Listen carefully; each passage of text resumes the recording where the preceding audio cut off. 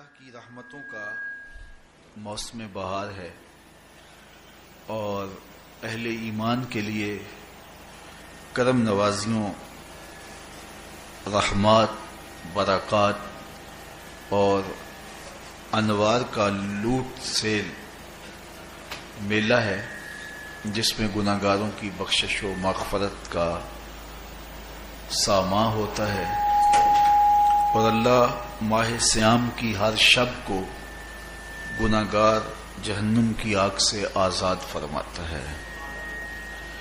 یہ بابرکت مہینہ اپنے دامن میں اتنی برکتیں لیے ہوئے جلوہ گر ہوتا ہے کہ رسول کریم صلی اللہ علیہ وآلہ وسلم نے ارشاد فرمایا، اگر لوگوں کو پتہ چل جائے کہ رمضان میں کیا ہے تو وہ آرزو کریں کہ پورا سال ہی رمضان رہے۔ اتنی برکتیں اور اتنی رحمتیں اللہ نے اس مبارک مہینے کے دامن میں ڈال دی ہیں۔ میں نے جو آپ کے سامنے آیت کریمہ تلاوت کی ہے، اس میں بھی اس مفہوم کو بیان فرمایا گیا کہ اے ایمان والو، تمہارے اوپر روزے فرض کیے گئے ہیں جس طرح تم سے پہلوں پہ فرض کیے گئے تھے۔ یا ایھا الذین آمنوا کتب علیکم الصیام کما کتب علی الذین من قبلکم۔ کیوں فرض کیے گئے؟ وجہ کیا ہے؟ لعلکم تتقون، تاکہ تم متقی بن جاؤ، تم پرہیزگار بن جاؤ۔ تو روزے کی فرضیت کا نتیجہ تقوی کا حاصل ہونا ہے، اتقاء کی دولت کا نصیب ہونا ہے۔ تو اس آیت کریمہ میں تین چیزیں بیان کی گئی۔ سب سے پہلی، اے ایمان والو، تمہارے اوپر روزے فرض کیے گئے۔ پھر دوسری بات، جس طرح تمہارے سے پہلوں پہ فرض کیے گئے۔ اور تیسری بات، تاکہ تمہیں تقوی کا نور نصیب ہو، تمہیں اتقاء کی دولت نصیب ہو۔ تو ایک تو روزے کی فرضیت کا حکم دیا گیا، اور دوسرا یہ تسلی دی گئی کہ یہ بھوک اور پیاس کی شدت تمہیں ہی نہیں کاٹنا پڑے گی، تم سے قبل بھی لوگ یہ عبادت کرتے رہے ہیں اور وہ اس مشکل عبادت سے تقوی کو حاصل کرتے رہے ہیں، اور تمہیں بھی ہم اس راستے سے تقوی نصیب کرنا چاہتے ہیں۔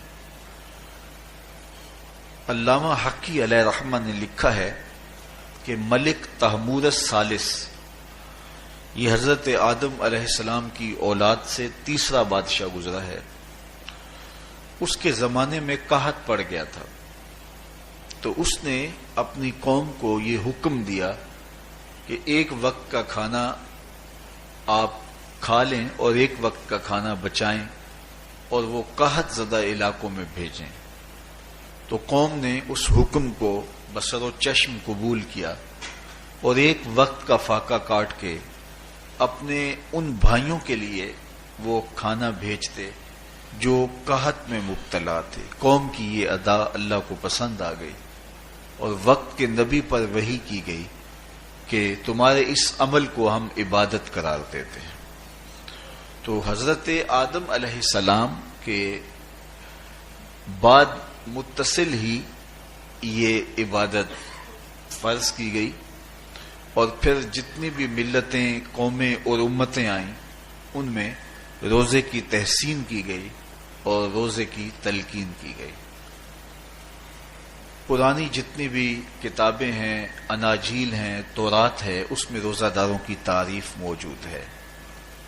اور حضور علیہ السلام جب اس دنیا پہ تشریف فرما ہوئے تو آقا کریم روزے کی فرضیت سے پہلے بھی روزے رکھتے تھے۔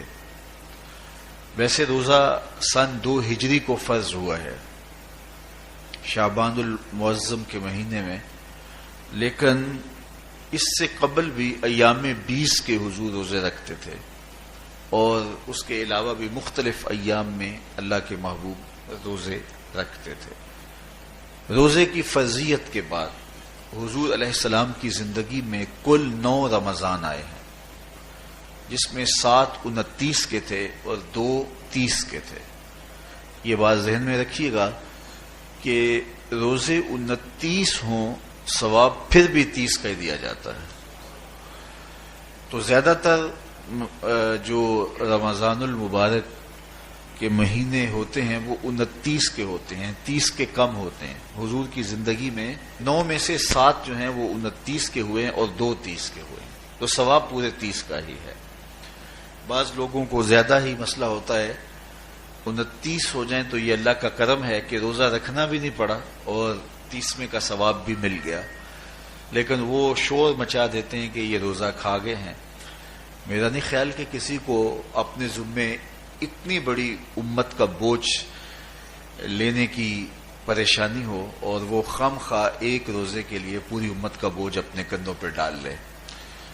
تو 29 روزے ہوں یا 30 ہوں، اللہ ثواب پورے 30 کا ہی عطا کرتا ہے. روزہ اللہ تعالی جل شانہ کی رضا اور اس کی محبت کے حصول کا ذریعہ ہے، اور اس کا عملی نتیجہ جو اس آیت کریمہ میں بیان کیا گیا وہ تقوی ہے. لعلکم تتقون.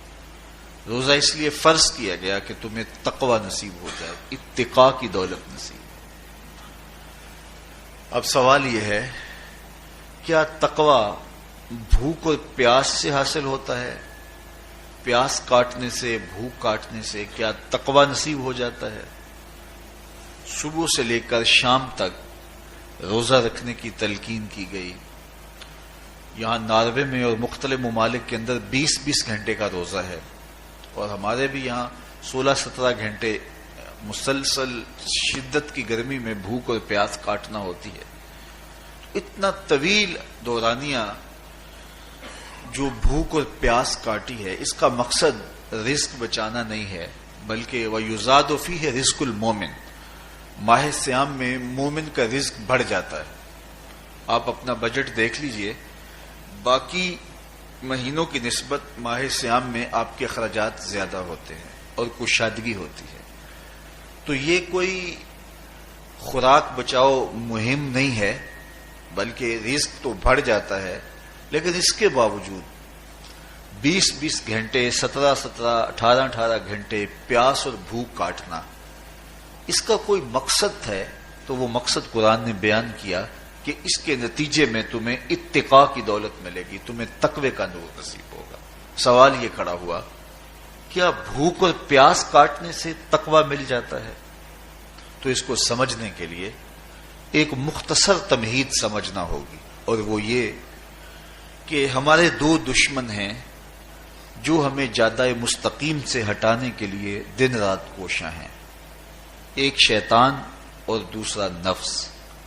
یہ 2 دشمن ہیں جو ہماری متاع عمل، ہمارا خلوص، ہماری للہیت، ہمارا باطن لوٹنے کے لیے ہر وقت مستعد اور فعال رہتے ہیں.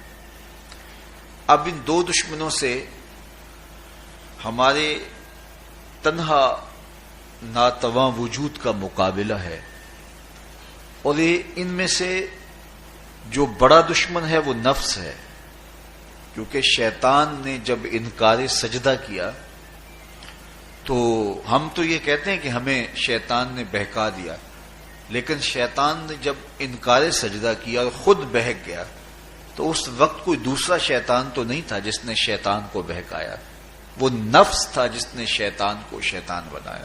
اس نے اندر سے کہا انا خیر منہ، میں بہتر ہوں. تو یہ انانیت جو تھی، انا خیر منہ، اس نے اس کو بہکایا. تو شیطان کو شیطان بنانے والا نفس ہے، تو نفس شیطان سے بھی بڑا دشمن ہے. ایک بزرگ تھے، وہ ساری زندگی اپنی زبان پہ انا کا لفظ نہیں آنے دیتے تھے.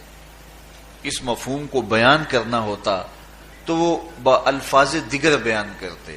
میں کا لفظ، انا کا لفظ وہ اپنی زبان پہ ساری زندگی انہوں نے جاری ہی نہیں ہونے دیا. کہتے تھے اس لفظ نے شیطان کا بیڑا غرق کر دیا، تو میں یہ لفظ زبان پہ آنے نہیں دوں گا. اچھا، بندے بھی بڑے عجیب ہوتے ہیں. کسی نے کہا لو لو، ان کی زبان پہ یہ لفظ آتا کیوں نہیں، میں جاتا ہوں اور ان کی زبان پہ یہ لفظ آئے ہی آئے. چلے گئے. بزرگ تشریف فرما تھے، نماز کا وقت قریب ہو رہا تھا. حضرت ایک مسئلہ پوچھنے آیا ہوں. کہا پوچھیے. شیطان کو کس چیز نے برباد کیا؟ حضرت آپ تو بولیں گے کہ میں نے، آنا نے، تو کہوں گا جیسے بھی ہوا ان کے زبان پہ لفظ میں تو آ ہی گیا نا. تو وہ بزرگ بھی بڑے سیانے تھے، اس کی نیت کا کھوٹ سمجھ گئے. فرمانے لگے بیٹا نماز کا وقت ہو گیا ہے، نماز پڑھ لیتے ہیں پھر اس پہ بات ہوتی ہے. نماز ہوئی، سلام پھرا تو خود ہی فرمانے لگے کسی نے کہا تھا کہ شیطان کو کس چیز نے برباد کیا، جواب دینا چاہ رہا ہوں. کس نے پوچھا تھا؟ جھٹ کھڑا ہو گیا، میں نے کہا اسی چیز نے اس کا بیڑا غرق کر دیا.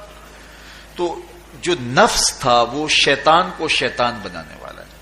تو ہمارے ساتھ نفس بھی لگا ہوا ہے، ہمارے پیچھے شیطان بھی لگا ہوا ہے. شیطان بھی بڑا مکار دشمن ہے، چھوٹا دشمن یہ بھی نہیں ہے. یہ ہماری متاع عزیز کو، متاع ایمان کو، متاع عمل کو، متاع خلوص کو لوٹنے کے لیے دن رات مستعد اور فعال رہتا ہے. اللہ کے محبوب نے فرمایا الشیطان جاسم علی قلب ابن آدم فاذا ذکر اللہ خانسہ واذا غفل وسوسہ. شیطان اولاد آدم کے دل پہ قبضہ جما کے بیٹھ جاتا ہے. جب یہ اللہ کا ذکر کرتا ہے تو بھاگ جاتا ہے، اور جب یہ اللہ کے ذکر سے غافل ہوتا ہے تو یہ وسوسہ اندازی کرتا ہے. تو شیطان اولاد آدم کے دل پہ قبضہ جماتا. اسے پتا ہے کہ دل قابو میں آ گیا تو پورا بدن قابو میں آ گیا، چونکہ میرے اعضائے بدنیاں میرے دل کے تابع ہیں. موسم اچھا ہے، رت سہانی ہے، صحنے چمن میں پھول کھلے ہیں، لیکن میرا دل نہیں چاہ رہا تو ٹانگیں جنبش ہی نہیں کریں گی. مرغن غذائیں سامنے پڑی ہیں اور آپ کا تقاضا ہے کہ جناب لے لیجئے، لیکن میرا جی نہیں چاہے گا تو ہاتھ جنبش نہیں کریں گے. آسمان ستاروں اور کہکشاؤں سے بھرا ہوا ہے، جی نہیں چاہے گا تو نظر نہیں اٹھے گی. آپ سماعتیں بچھائے بیٹھے تھے، جی نہیں چاہے گا زبان نہیں بولے گی. تو پورے آزاد دل کے تابع ہیں، اور اگر دل شیطان کے تابع ہو گیا، اس کے ہتھے چڑھ گیا، تو پھر اعضاء وہی کریں گے جو شیطان چاہے گا. اور اگر یہ دل مالک کی محبت سے سرشار ہوگا تو پھر دل جو چاہے گا وہی اعضاء کریں گے. تو دل اللہ کی نافرمانی کی چاہت ہی پیدا نہیں ہونے دے گا، تو اعضاء بدنیاں کا رخ بھی اللہ کی رضا کے حصول کے لیے ہوگا. تو شیطان بھی قبضہ دل پہ جماتا ہے اور دل کو قابو میں کر کے حضرت انسان کا بیڑا غرق کرتا ہے. اللہ تعالیٰ کا کرم یہ ہوا اذا جاء رمضان سلسلۃ الشیاطین. اللہ کے محبوب علیہ السلام ارشاد فرماتے ہیں جب ماہ صیام آتا ہے تو شیاطین جکڑ دیے جاتے ہیں، جنت کے دروازے کھول دیے جاتے ہیں، جہنم کے دروازے بند کر دیے جاتے ہیں. اب ہمارے دو دشمن تھے، ایک نفس اور دوسرا شیطان. دونوں کے مقابلے میں ناتواں اور کمزور جان کو مقابلے میں آنا پڑتا تھا. لیکن جب ماہ سیام آیا، یہ ماہ انور آیا، تو ہمارے دو دشمنوں میں سے ایک دشمن باندھ دیا گیا. اب ہمارا مقابلہ صرف ایک دشمن سے رہ گیا. دیکھیے ماہ رمضان آتا ہے تو مسجدوں کے در کشادہ ہو جاتے ہیں، لوگوں کا رجحان دین کی طرف ہوتا ہے. جو 5 نمازیں بھی نہیں پڑھتے ہوتے ان کو تراویح میں بھی کھڑا ہوتا دیکھتے ہیں.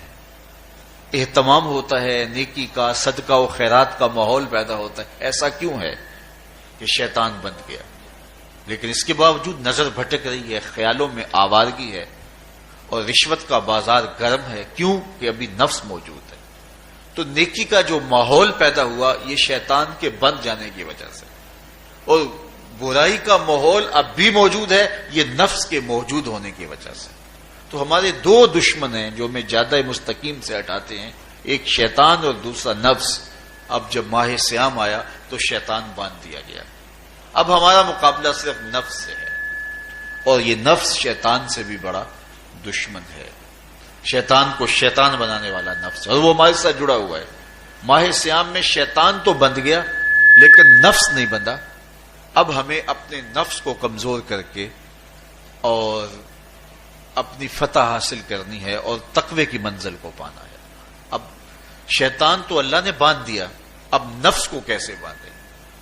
تو آئیے نفس کی بندش کیسے ہوگی یہ کسی ایکسپرٹ سے پوچھیں گے کہ یہ کیسے اس کو باندھیں گے، اس کو کیسے قابو میں کریں گے.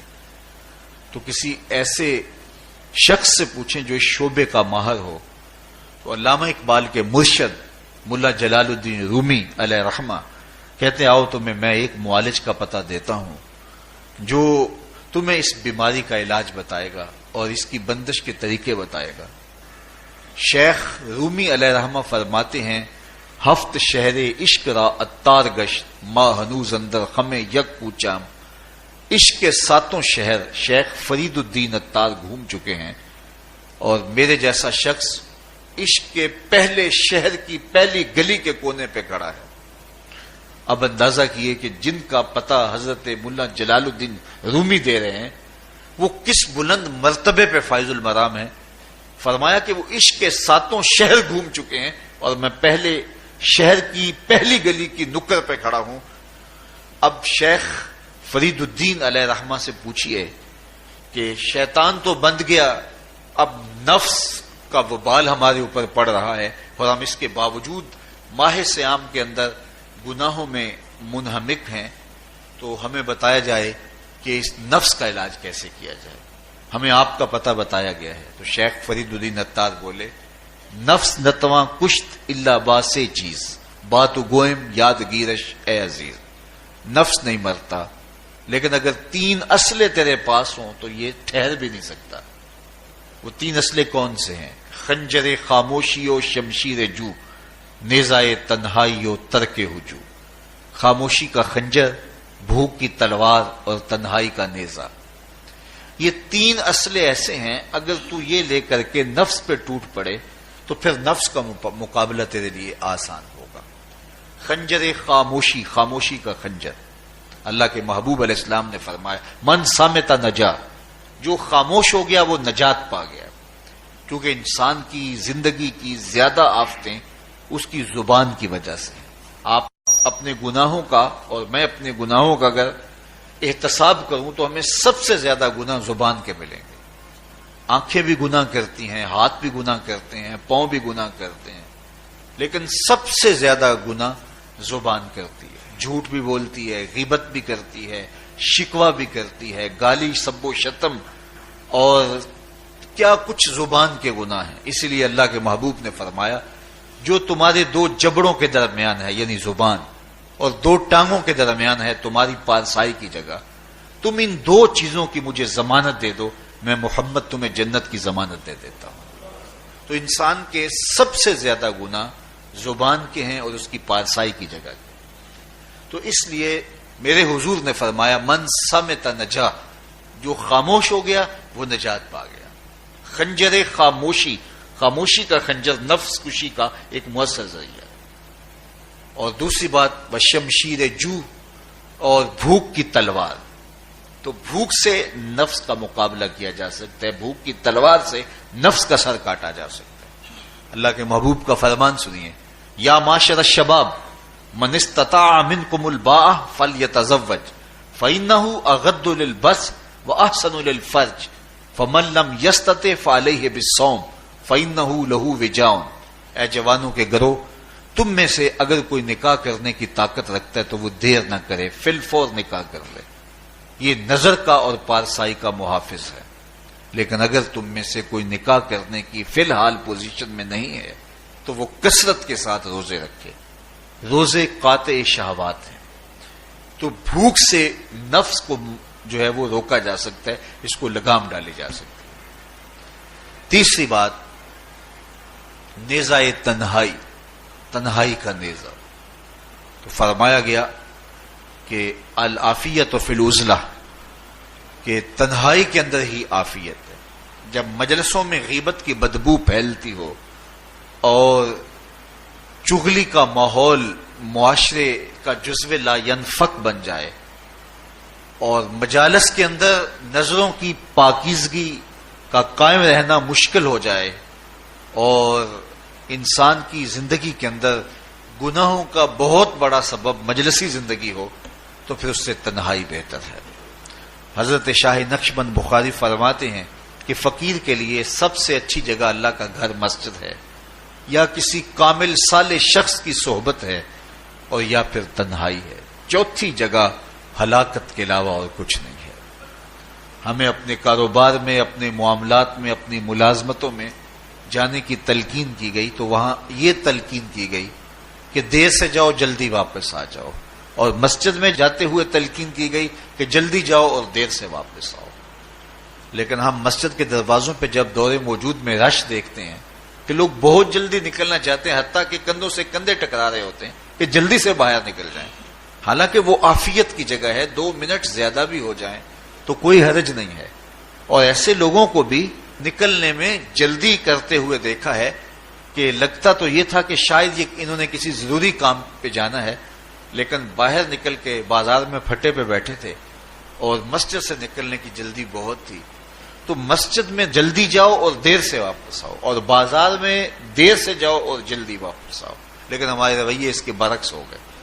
تو تنہائی میں عافیت ہے، خاموشی میں عافیت ہے، اور بھوک میں عافیت ہے، اور یہ ساری چیزیں روزے میں میسر ہیں. فرمایا تم سے اگر کوئی شخص الجھے، بحث کرے، لڑائی کرنا چاہے تو تم اسے کہو انی صائمٌ، میں نے روزہ رکھا ہوا ہے. اسی طرح جو ہے وہ روزے سے آپ کو یکسوئی ملے گی، قرآن مجید کی تلاوت کا ماحول ہوگا اور تم بھوک کاٹو گے، اور یہ تینوں چیزیں تمہارے نفس کو کمزور کرنے والی ہیں. شیطان بند گیا، نفس کمزور ہو گیا، اور جب نفس کمزور ہو گیا، کمزور ہوتا ہے، یہ نفس مرتا نہیں ہے. یہ تو کوئی ہے باج فقیراں کسے نہیں ماریا، باہو ظالم چور اندر دا. یہ اندر والا چور جو ہے وہ اتنی آسانی سے قابو آتا ہی نہیں ہے، یہ پھر سر اٹھا لیتا ہے. اس کو جتنا کچلو، یہ کچھ عرصے کے بعد تھوڑی سی خوراک ملتی ہے تو پھر سر اٹھا لیتا ہے. حضرت بایزید بستامی کہتے ہیں میں نے اپنے نفس کو ایک دن کہا کہ میں تجھے خوراک بھی نہیں دیتا اور تو پھر بھی موٹا تازہ ہے. تو میرے نفس نے مجھے کہا کہ اے بایزید، جب تم بازار سے گزرتے ہو تو لوگ انگلیاں اٹھا اٹھا کہتے ہیں یہ بایزید جا رہا ہے، یہ بایزید جا رہا ہے، تو مجھے میری غذا اور خوراک اس سے مل جاتی ہے. تو یہ خوراک ہوتی ہے نفس کی. تو نفس بہت ظالم ہے اور ساری زندگی اس سے لڑتے ہوئے گزرتی ہے. وہ کسی نے کہا تھا نا، تمام عمر طوفان سے کھیلتے گزری، نیا کے ڈوبنے کا ڈر بھی رہا. تو یہ ساری زندگی اس طرح ٹکراتے ہوئے سے گزرتی. لیکن جب کمزور ہو جائے تو پھر یہ شیطان کو جو ہے وہ موقع نہیں دیتا ہے. لیکن اگر ماہ سیام میں ہمارا کمزور نہ ہوا، صرف ہم نے بھوک ہی کاٹی اور باقی اپنے معمولات وہی رکھے، تو میرے حضور نے فرمایا جس نے جھوٹ اور برے کام نہیں چھوڑے اور جھوٹے کام ترک نہیں کیے، اس کے بھوکا اور پیاسا رہنے کی اللہ کو کوئی ضرورت نہیں ہے. روزہ تو ایک مشق تھی، یہ تو باطن کی تطہیر کا ایک ذریعہ تھا، یہ تو من کی تہذیب کا ایک ذریعہ تھا، یہ تو نفس کی شر سے اپنے آپ کو بچانے اور شیطان کے مکر و فریب سے بچانے کا ایک ذریعہ تھا. دیکھیے شیطان بن جاتا ہے ماہ سیام میں، حدیث واضح ہے، لیکن نفس موجود رہتا ہے. اگر نفس کمزور ہو گیا تو شیطان چھٹ کے بھی کچھ نہیں کرے گا، کیونکہ شیطان باہر کا دشمن ہے، نفس اندر کا دشمن ہے. جب تک اندر والا دشمن ساتھ نہیں دیتا، باہر والا دشمن کچھ نہیں کر سکتا. ہمارے دیہاتوں میں چوری ہو جائے تو بوڑھے بزرگ سر جوڑ کے بیٹھ جاتے ہیں کہ چور کہاں سے آیا، کیسے آیا. تو ایک نقطے پہ سارے متفق ہوتے ہیں کہ اندر کا کوئی بھیتی ضرور موجود ہے. اگر اندر کا کوئی بھیتی موجود نہیں ہے تو چور باہر سے آ کے حملہ آور ہو ہی نہیں سکتا ہے. تو شیطان باہر کا چور ہے، نفس اندر کا بھیتی ہے، اور اگر یہ اندر والا باہر والے کا ساتھ نہ دے تو شیطان انسان پر حملہ آور ہو ہی نہیں سکتا.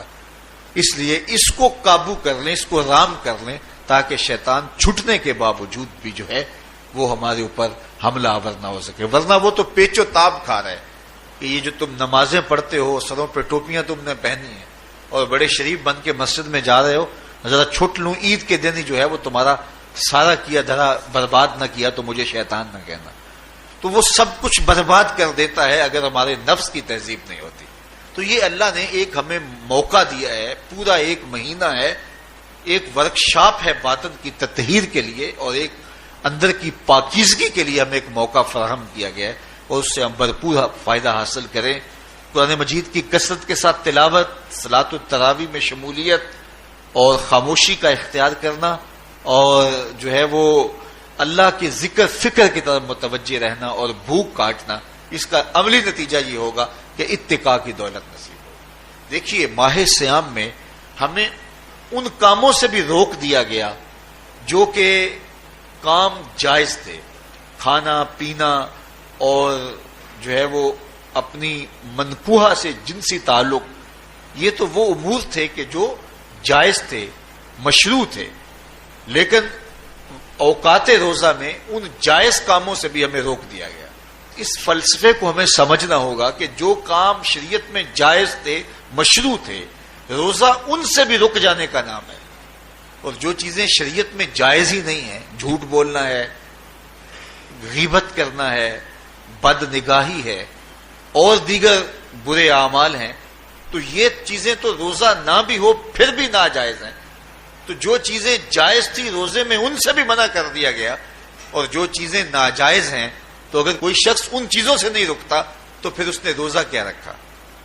ایک بندہ بھوک کاٹتا ہے لیکن جھوٹ بولتا ہے، ایک بندہ پیاس کاٹتا ہے لیکن غیبت کرتا ہے، ایک بندہ صبح سے شام تک نہ کچھ کھاتا ہے نہ کچھ پیتا ہے لیکن رشوت لیتا ہے. پھر مجھے بتائیے اس نے روزہ کیا رکھا؟ روزہ تو ایک مشق تھی کہ جو چیزیں جائز تھی ان سے بھی منع کر دیا گیا، ان سے بھی روک دیا گیا، اور جو ناجائز تھی وہ تو پہلے ہی ناجائز تھی، روزے کے بغیر بھی ناجائز تھی. تو اس لیے روزہ ایک مشق ہے. ہمارے سامنے مرغن غذا موجود ہے، ہمارے پاس سامنے ٹھنڈا مشروب موجود ہے، اور ہمیں مشق کرنے کی تلقین کی گئی کہ تمہیں بھوک ہے، شدت کی پیاس ہے، لیکن صبر کر کے دکھاؤ تم نہیں لوگے، یہ تمہاری مشق ہے. تو پھر جو حرام ہوگا، اللہ کی طرف سے ممنوع ہوگا، تو اس کو تم کس طرح لوگے جب تمہاری یہ مشق ہو چکی. لیکن ہم اس مشق کے اندر ہی جب ان سے نہیں رکیں گے تو پھر ہمارا روزہ ہی نہیں ہوگا. پھر بھوک اور پیاس کاٹنے کے علاوہ کچھ نہیں ہوگا. بہت سارے روزہ دار ایسے ہیں جن کا روزہ سوائے بھوک اور پیاس کاٹنے کے کچھ نہیں ہے. اس لیے جن چیزوں سے اللہ نے منع کیا ہے ان سے تو رکنا ہی رکنا ہے. جو چیزیں مشروع ہیں ان سے وقتی طور پہ روکا گیا تو ان سے بھی روک کر کے روزے کی تکمیل کی جائے. اچھا، روزے میں ایک اور چیز ہے کہ ہمارے صوفیاء مراقبہ کر کے ایک دولت پاتے ہیں، اور وہ کیا کہ اللہ دیکھ رہا ہے. وہ مراقبے میں بیٹھ جاتے ہیں اور اس تصور میں ڈوب جاتے ہیں کہ میرا اللہ مجھے دیکھ رہا ہے، اور یہ یقین اپنے اندر اتارتے رہتے ہیں. اس کا نتیجہ یہ ہوتا ہے کہ پھر گناہ کرنا مشکل ہو جاتا ہے. یہ تصور جب بندے کے ساتھ جڑ جاتا ہے کہ میرا اللہ مجھے دیکھ رہا ہے. ماہ سیام میں یہ دولت اللہ بانٹ دیتا ہے. جو مراقبے سے صوفیاء حاصل کرتے ہیں، اللہ تعالیٰ اس دولت کو اہل ایمان پہ چھڑک دیتا ہے. کڑکتی دھوپ، برستی گرمی، زبان کانٹا، ہونٹ خشک، ٹھنڈا پانی دستیاب، دروازہ مکفل، کوئی دیکھنے والا بھی نہیں ہے، لیکن بندہ ایک گھونٹ بھی نہیں پیتا، وضو کرتے بھی احتیاط کرتا ہے کوئی قطرہ حلق سے نیچے نہ اتر جائے، کیوں کہ میرا اللہ مجھے دیکھ رہا ہے. جو چیزیں صوفیاء کو مراقبے سے نصیب ہوتی ہیں، ماہ سیام میں اللہ اس دولت کو بانٹ دیتا ہے، چھڑک دیتا ہے، بارش کی طرح وہ دولت برستی ہے، اور یہ تصور ہمارے ساتھ جڑ جاتا ہے کہ میرا اللہ مجھے دیکھ رہا ہے. ہم پانی نہیں پیتے، اللہ دیکھ رہا ہے. مرغن غذائیں موجود ہیں کہ اللہ دیکھ رہا ہے. تو میں یہ پوچھتا ہوں کہ ہم کھانا نہیں کھاتے کہ اللہ دیکھ رہا ہے، ہم پانی نہیں پیتے کہ اللہ دیکھ رہا ہے، لیکن جب رشوت لے رہے ہوتے ہیں اللہ اس وقت نہیں دیکھتا؟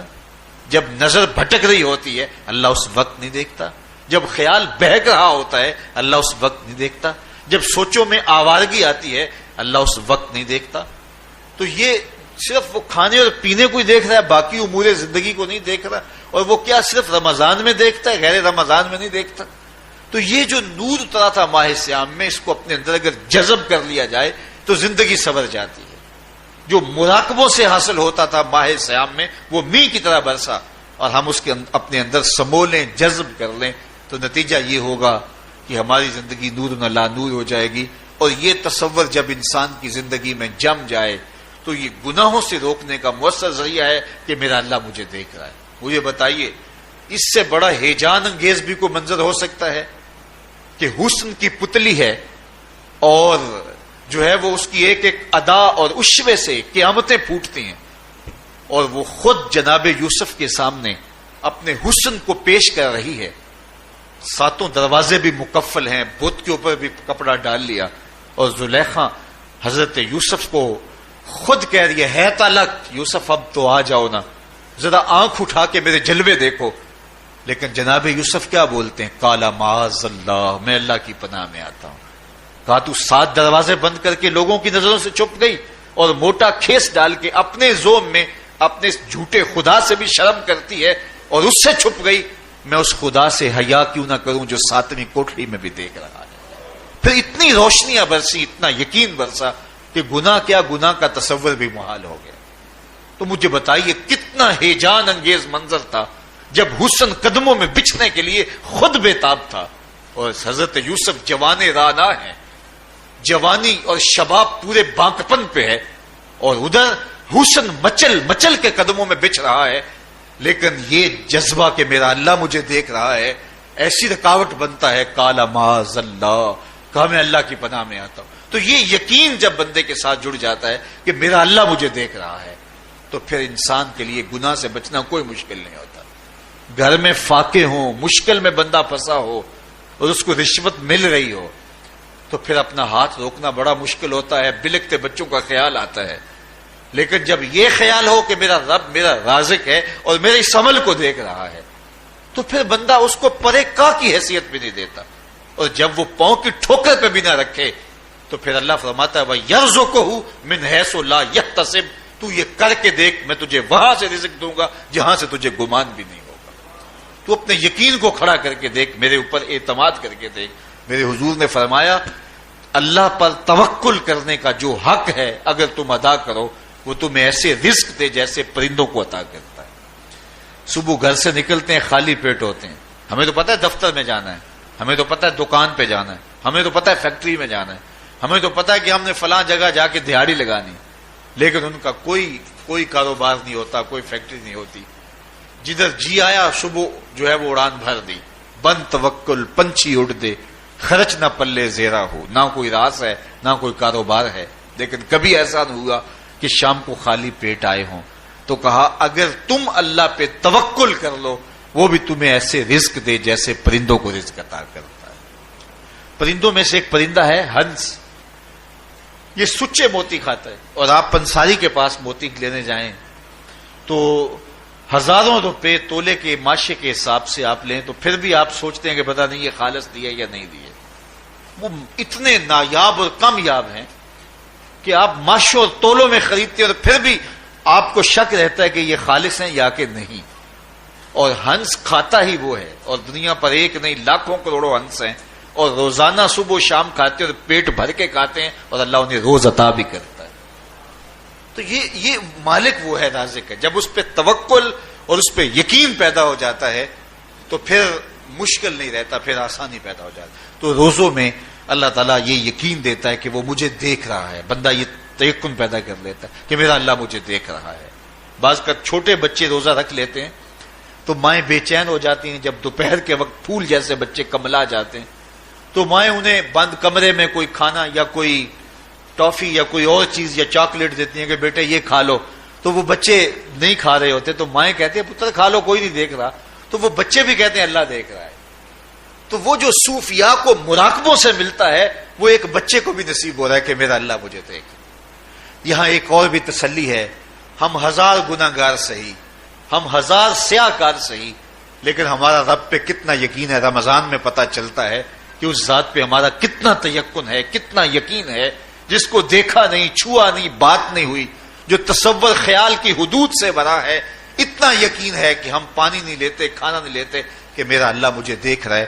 کاش کہ اس کو ہم اپنی پوری زندگی میں پھیلا لیں، اور اس کو زندگی میں جب ہم طاری کر لیں گے تو پھر گناہ کرنا محال اور ناممکن ہو جائے گا، اور زندگی نور علی نور ہو جائے گی، اور یہی تقوی کا حصول ہے۔ تو فرمایا اے ایمان والو، تمہارے اوپر روزے فرض کر دیے گئے جس طرح تم سے پہلوں پہ فرض کیے گئے تھے، لعلکم تتقون، تاکہ تم متقی بن جاؤ، تاکہ تم پرہیزگار بن جاؤ۔ حضرت سلمان فارسی رضی اللہ تعالی عنہ سے مروی ہے کہ جب شعبان کی 29 تاریخ ہوتی تو اللہ کے محبوب ہمیں خطبہ ارشاد فرماتے، اس میں رمضان المبارک کے فضائل بیان کرتے اور کہتے تمہارے پاس ایک شہر عظیم عزت اور عظمت والا مہینہ آ رہا ہے جس کا ہر دن باقی سال کے دنوں سے افضل ہے، جس کی ہر رات باقی سال کی راتوں سے افضل ہے، اور اس میں ایک رات ایسی ہے لیلۃ القدر جو 1000 مہینے سے بہتر۔ تو یہ اللہ تعالیٰ کی رحمتوں کا روپ ہے، رحمتوں کے دروازے کھول دیے جاتے ہیں، اور روزہ دار کا روزہ بالخصوص عصر کے وقت، شام کے وقت، پچھلے پہر، روزہ دار کے خالی معدے سے جو ایک بو اٹھتی ہے، مہک اٹھتی ہے، اللہ کو کستوری سے بھی زیادہ محبوب ہوتی ہے۔ اللہ اکبر۔ اور فرمایا للصائم فرحتان، فرحۃ عند فطرہ و فرحۃ عند لقاء ربہ. روزہ دار کے لیے دو خوشیاں ہیں. ایک خوشی اسے تب ملتی ہے جب وہ روزہ کھولتا ہے سارے دن کی بھوک اور پیاس کاٹ کے. جب شام کو ٹھنڈا اور میٹھا مشروب اسے ملتا ہے اور وہ مشروب اپنے جو ہے وہ منہ میں ڈالتا ہے، وہ معدے کی طرف اترتا ہے، تو اس کی زبان بولے نہ بولے اس کا ایک ایک انگ اللہ کی تسبیح بول رہا ہوتا ہے اور اللہ کا شکر ادا کر رہا ہوتا ہے. اس وقت اسے ایک عجیب فرحت ہوتی ہے کہ اتنا طویل لمبا روزہ تھا، شکر ہے کہ میرا روزہ تکمیل کو پہنچا. ایک روحانی مسرت، پھر روزہ کھلنے کے وقت اس کو بدنی مسرت. تو ایک فرمایا اس کو فرحت تب ملتی ہے جب وہ روزہ کھولتا ہے. وَفَرْحَةٌ عِنْدَ لِقَاءِ رَبِّهِ، اور دوسری فرحت اسے تب ملے گی جب روزے کے صلے میں اللہ اپنے رخ سے پردہ ہٹا دے گا اور اللہ اپنا دیدار عطا فرمائے گا. تو یہ روزے دار کے لیے خوشیاں ہیں. تو خوش نصیب ہیں وہ لوگ جو ماہ صیام کے روزے پورے خشوع و خضوع کے ساتھ رکھتے ہیں اور اس کی برکتوں سے مالا مال ہوتے ہیں. ورنہ بعض لوگ میں نے ایسے بھی دیکھے ہیں وہ چھوٹی چھوٹی بیماریوں کا بہانہ بنا کے روزہ ترک کر دیتے ہیں اور انہیں حوصلہ ہی نہیں پڑتا روزہ رکھنے کا. چونکہ الصوم نصف الصبر، روزہ آدھا صبر ہے. میں سمجھتا ہوں، میں شوگر کا مریض ہوں اور 4 سے 5 گھنٹے اگر مجھے کچھ کھانے کو نہ ملے تو میری طبیعت میں ایسا اضطراب اور بے چینی پیدا ہو جاتی ہے کہ میں گھر والوں سے الجھنے کی کیفیت میں بھی آ جاتا ہوں. لیکن ماہ صیام میں 20 گھنٹے بھی کاٹ لیتا ہوں، لیکن میری طبیعت پہ کوئی بوجھ اس لیے نہیں ہوتا کہ میں اللہ کی رضا کو اپنے ذہن کے ایک ایک گوشے میں رکھے ہوئے ہوتا ہوں. تو یہ آدھا صبر ہے، یہ صبر سکھاتا ہے. اور پھر روزے سے جب ہم بھوک کاٹتے ہیں تو غربا، مساکین، وہ لوگ جو بیچارے بھوک اور پیاس کاٹ کے زندگی گزارتے ہیں، ان کا بھی ہمیں خیال آتا ہے کہ ہمیں تو اپنے اختیار سے چند لمحوں کے لیے بھوک کاٹنی پڑی تو اس کی کلفت اور اس کی اذیت اتنی ہے. تو جو شخص مجبوری کی وجہ سے کاٹتے ہیں اور ان کے بلکتے بچے ان کے سامنے ہوتے ہیں تو پھر ان کا عالم کیا ہوگا. تو اس سے پھر صدقہ اور خیرات کا ماحول پیدا ہوتا ہے اور ہم غربا کو اپنے ساتھ خوشیوں میں شریک کرتے ہیں. اللہ تعالیٰ جل شانہ ہمیں ماہ صیام کے روزے، صلاۃ التراویح، دیگر صالح اعمال کی توفیق دے.